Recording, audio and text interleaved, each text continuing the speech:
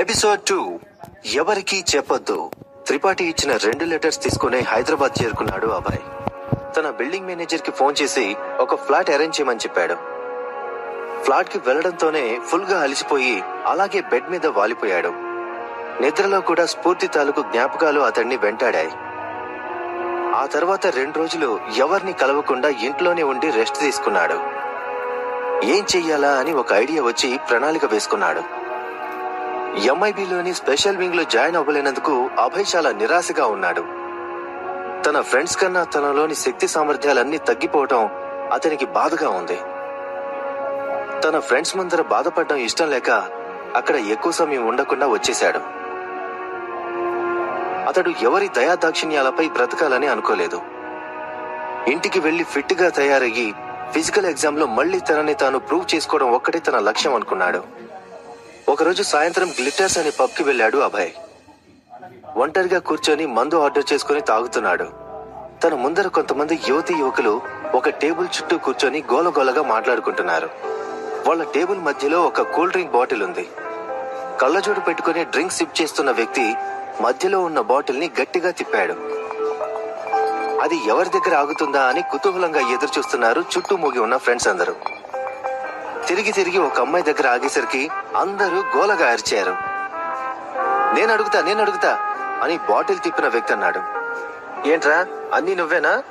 తిప్పడం నువ్వే, క్వశ్చన్ అడగడం నువ్వే, ఇంకెందుకు ఆన్సర్ కూడా నువ్వే చెప్పుకో. ఆ తర్వాత మేము వెళ్ళిపోతాం, అప్పుడు బిల్ కూడా నువ్వే కట్టొచ్చు అంటూ చొరకంటించింది అతని పక్కన ఉన్న అమ్మాయి. సరే అయితే నువ్వే అడుగు, నీ క్వశ్చన్ ఏంటో అందరికి తెలుసులే అన్నాడు అతడు. ఆ అమ్మాయి అతన్ని పట్టించుకోకుండా, కశ్యప్ కాకుండా ఎవరినైనా లవ్ చేసావా అని బాటిల్ ఆగిన అమ్మాయిని అడిగింది. ఒక కంపెనీ కొలీగ్స్ ఇంకా పాత స్నేహితులందరూ వీకెండ్ పార్టీ కోసం ఆ పబ్కి వచ్చారు. బోర్ గా ఉందని truth or dare game start చేశారు. అనుకోకుండా స్టార్ట్ అయిన గేమ్ వెళ్లే కొద్దీ ఇంట్రెస్టింగ్ గా మారింది. ఆమె ఏం సమాధానం చెప్తుందా అని కుతూహలంగా చూస్తున్నారందరూ. ఈ బబ్లుగాడికి నీ క్వశ్చన్ ఎలా తెలుసో, దానికి నేను ఆన్సర్ చెప్పడానికి కూడా మీ అందరికి తెలుసు కదా అంది మిత్ర. అందరూ బూ అని గట్టిగా అరిచారు. ట్రూత్ ట్రూత్ ట్రూత్ అంటూ గుంపుగా కలిసి ఆమె చేత నిజం చెప్పించడానికి ట్రై చేస్తున్నారు. ఇదంతా నా దగ్గర పనిచేయదు, కమాన్ ఛాలెంజ్ మీ అని వాళ్ళ ఉత్సాహాన్ని నీరు కార్చేసింది మిత్ర. ఇంతలో బబ్లు ఏదో ఐడియా ప్లాన్ అయినట్టు పక్కనున్న ఆ అమ్మాయి చెవిలో గుసగుసలాడాడు. వెంటనే ఆ అమ్మాయి ముఖం ప్రశాంతం అయింది. ఓకే, నేను ఇప్పుడు చెప్పేది కేర్ఫుల్ గా వినండి. మన ఆపోజిట్ సైడ్ లో 6 feet పైన ఒక హ్యాండ్సమ్ హంక్ ఉన్నాడు అనగానే అందరూ దూరం ఉన్న అభయ్ వైపు చూశారు. అరే బ్రెయిన్లెస్ ఫెలోస్, చెప్పగానే తిరిగి చూసేయడమే, కొంచెం కూడా సినిమా నాలెడ్జ్ లేదు మీకు. మనం ప్రాంక్ చేస్తున్నట్టు అతనికి అనుమానం రాకూడదు అని చెప్పింది. సరే ఏం చేయాలో చెప్పు అడిగింది మిత్ర. ఏం లేదు, జస్ట్ ఈ పిల్ తీసుకెళ్లి అతనికి తెలియకుండా అతను తాగే డ్రింక్ లో మిక్స్ చేయాలి అని చెప్పింది బబ్లు పక్కన ఉన్న అమ్మాయి. మిక్స్ చేస్తే ఏమవుతుంది క్యూరియస్ గా అడిగింది మిత్ర. ఇక్కడ క్వశ్చన్ అడగాల్సింది మేము, నువ్వు కాదు. వెళ్ళి చెప్పిన పని చెయ్యి, లేదంటే ట్రూత్ పిక్ చేసుకుని మేము అడిగిన క్వశ్చన్ కి ఆన్సర్ అయినా చెప్పు అంది ఇంకో అమ్మాయి. ఓకే అని చెప్పి ఒక గ్లాస్ చేత్తో పట్టుకొని వాళ్ళిచ్చిన పిల్ తీసుకుని అభయ్ దగ్గరికి వెళ్ళింది. అతని ముందర కూర్చొని మాట్లాడడానికి ట్రై చేసింది. ఏంటి ఇక్కడ ఒంటరిగా కూర్చున్నాం? ఇలాంటి ప్లేస్ లో ఒంటరిగా ఉన్న వాళ్ళు చాలా అరుదుగా కనిపిస్తారు అంటూనే పిల్ దాచి ఉంచిన తన చేతిని టేబుల్ పైన పెట్టింది మిత్ర. తలపైకెత్తి ఆమె వైపు చూశాడు అభయ్. ఒక్క క్షణం ఇద్దరి కళ్ళు కలుసుకున్నాయి. అతడు ఆమెను పట్టించుకోకుండా తన చేతిలో గ్లాస్ పూర్తి చేశాడు. ఇంతలో బేరర్ ఇంకొక డ్రింక్, దాంతో పాటు ఒక మాక్టైల్ తీసుకొచ్చి అతని ముందర టేబుల్ మీద పెట్టాడు. అభయ్ గమనించకుండా తన చేతిలో ఉన్న పిల్ డ్రింక్ లో వెయ్యాలనుకుని అతని దృష్టి మళ్లించడానికి, నాకు ఒక చిన్న హెల్ప్ చేస్తావా అని అడిగింది మిత్ర. ఒక క్షణం అతని కళ్ళలో కళ్ళు పెట్టి చూసింది. సూటిగా చూస్తున్న అతని ఆకర్షణీయమైన అతని కళ్ళు ఆమెకు మత్తెక్కిస్తున్నాయి. గో అహెడ్ అన్నాడు అభయ్. నీ చేత ఈ డ్రింక్ తాగిస్తానని నా ఫ్రెండ్స్ తో బెట్ కట్టాను, సో ఏమనుకోకుండా ఈ డ్రింక్ తాగుతావా అడిగింది. అతను ఏం ఆలోచించకుండా డ్రింక్ ఎత్తిపెట్టి తాగేశాడు. ఆమె ఒక్క క్షణం ఆశ్చర్యపోయింది. తను డ్రింక్ లో మిక్స్ చేసిన పిల్ ఎంత ఎఫెక్టివ్ గా ఉంటుందో ఆమెకు తెలియదు. ఏమైనా జరగరాంది జరిగి తనకి ఓవర్ డోస్ అయితే తనకి ప్రాబ్లం అవుతుందని భయపడింది. కానీ అతను అది పట్టనట్టు స్టడీగా లేచి నిలబడి స్మోకింగ్ జోన్ వైపు వెళ్ళాడు. ఆలోచిస్తూ పక్కనే ఉన్న బ్లూ మొహిటో డ్రింక్ చేసి అతడిని అనుసరించింది. అందమైన అమ్మాయి పక్కనుంటే ఫ్లడ్ చేయకుండా వెళ్ళిపోతావేంటి? ఒక కార్నర్ లో నిలబడి స్మోక్ చేస్తున్న అభయ్ని అడిగింది. అభయ్ ఆమెను దగ్గరికి తీసుకుని కళ్ళల్లో కళ్ళు పెట్టి చూశాడు. అతని ధైర్యం చూసి ఆమెకు కొంచెం థ్రిల్లింగ్ గా అనిపించింది. నాకు నువ్వు అందంగా కనిపించలేదు అని కన్ను కొట్టాడు. వై అడిగింది ఆమె. నో రీజన్, ఇంకా కళ్ళలోకి చూస్తూ అన్నాడు. అతని కళ్ళల్లోకి చూస్తే ఆమెకు మత్తు ఇంకా ఎక్కువ అవుతుంది. ఏం జరిగిందో తెలీదు. సడన్ గా ఆమె కళ్ళు తిరగడం ప్రారంభించాయి. అతని గుండెల మీద వాలిన ఆమె అనుకోకుండా ఈగల్ ఐస్ టాటూ కనిపించింది. ఈ మధ్యనే మిలిటరీ వాళ్ళ అఫీషియల్ ట్విట్టర్ హ్యాండిల్లో రిలీజ్ అయిన టాటూ ఎక్కువగా మిలిటరీ వాళ్ళు వాడుతూ ఉంటారని ఆమెకు తెలుసు. అతని వైపు చూసేలోపే ఆమె స్పృహ తప్పింది. చిన్నగా నవ్వుకుంటూ ఆమెను తన ఫ్రెండ్స్ దగ్గరికి తీసుకెళ్లి అప్పగించాడు. విజువల్ మెమరీ స్కిల్స్ మీద మిలిటరీలో ట్రైన్ అయిన అభయ్ డ్రింక్ తాగుతూనే ఒక కన్ను ఫ్రెండ్స్ మీద వేసి అబ్జర్వ్ చేశాడు. మిత్ర తన దగ్గరకొచ్చి కళ్ళలో చూసినప్పుడు ఆమెకు తెలియకుండా డ్రింక్ స్విచ్ చేశాడు. మిత్రను అప్పగించిన తర్వాత వెళ్లి తన సీట్లో కూర్చున్నాడు అభయ్. ఇంతలో అదుగు చూడండి స్ఫూర్తి అంటూ గట్టిగా అరిచాడు బార్ టెండర్. అందరి దృష్టి ఎదుట ఉన్న స్క్రీన్ మీద మళ్ళింది. పెద్ద వైట్ స్క్రీన్ మీద టీవీ ప్రాజెక్ట్ చేస్తున్నారు పబ్ వాళ్ళు. రిమోట్ తో ఛానల్స్ బ్రౌజ్ చేస్తూ అనుకోకుండా హీరోయిన్ స్ఫూర్తిని చూసి పెద్దగా అరిచాడు అతను. నిండా 25 కూడా లేని స్ఫూర్తి కేవలం 2 సినిమాలతో 2 తెలుగు రాష్ట్రాల్లో కోట్లాది యువ హృదయాలను కొల్లగొట్టింది. ఏ 2 కాలేజ్ స్టూడెంట్స్ కలిసినా ఆమె గురించి డిస్కషన్ జరిగేది. సినిమాల్లో ఆమె నటన, అందం చూసి స్ఫూర్తిపై విపరీతమైన అభిమానం పెంచుకున్న ఆ బార్ టెండర్ వెంటనే రిమోట్ తో వాల్యూమ్ పెంచాడు. సడన్ గా సౌండ్ పెరగడంతో అభయ్ కూడా అప్రమత్తంగా స్క్రీన్ వైపు చూశాడు. ఫంక్షన్ దగ్గర జరుగుతున్న దృశ్యాలు బార్ లోని ప్రొజెక్టర్ స్క్రీన్ పై కళ్లకు కట్టినట్టుగా కనపడుతున్నాయి. రెడ్ కార్పెట్ మీద స్ఫూర్తి ఎంట్రీ అవడంతోనే ఫోటోగ్రాఫర్లందరూ తమ కెమెరాలకి పని చెప్పారు. అప్పటి వరకు ఎక్కడెక్కడో ఉన్న రిపోర్టర్లందరూ ఆమె రావడంతో ఆమె చుట్టూ చేరారు. ఎవరిని నొప్పించకుండా అందరికి నచ్చే విధంగా ఓపిగ్గా ముఖం మీద నవ్వుతో ఫోటోలకి పోజులిస్తోంది స్ఫూర్తి.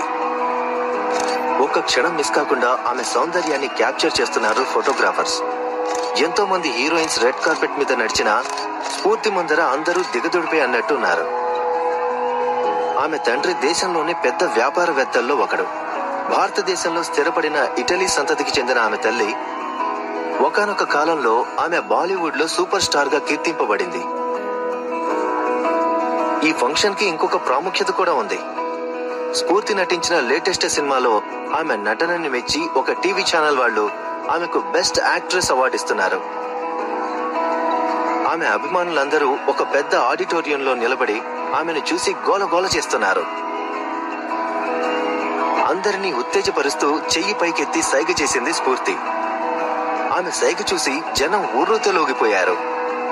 ఆమె సందడి చూసి ఈవెంట్ ఆర్గనైజర్స్ ఫైర్ వర్క్స్ కూడా పేల్చారు. ఇంతలో స్ఫూర్తి అసిస్టెంట్ అభిలాష హడావుడిగా ఆమె దగ్గరకు వెళ్లి ఆమె చేతిలో ఫోన్ పెట్టింది. ఎవరు కాల్ చేశారో అభిలాషకి తెలియదు. కానీ ఆ నంబర్ చూడగానే స్ఫూర్తి ముఖం చిరాగ్గా మారడం ఆమె గుర్తించింది. అభిలాష అప్పుడే గ్రాడ్యుయేషన్ పూర్తి చేసి సినిమాల మీద ప్యాషన్ తో ఒక ప్రొడక్షన్ హౌస్ లో ఎగ్జిక్యూటివ్ అసిస్టెంట్ గా జాయిన్ అయ్యింది. ప్రొడక్షన్ అసిస్టెంట్స్ తో పాటు అప్పుడప్పుడు స్టార్స్ షెడ్యూల్ కూడా మేనేజ్ చేయాలి. అంతేకాకుండా వారి షెడ్యూల్ కి ఎటువంటి ప్రాబ్లం రాకుండా చూసుకుంటూ ఉండాలి. అన్నింటికన్నా ముఖ్యంగా స్టార్స్ ఎటువంటి వివాదాల్లో ఇరుక్కోకుండా వాళ్ళకి ప్రొడక్షన్ హౌస్ కి మధ్య ఎలాంటి విభేదాలు తలెత్తకుండా స్మూత్ గా హ్యాండిల్ చేయాలి.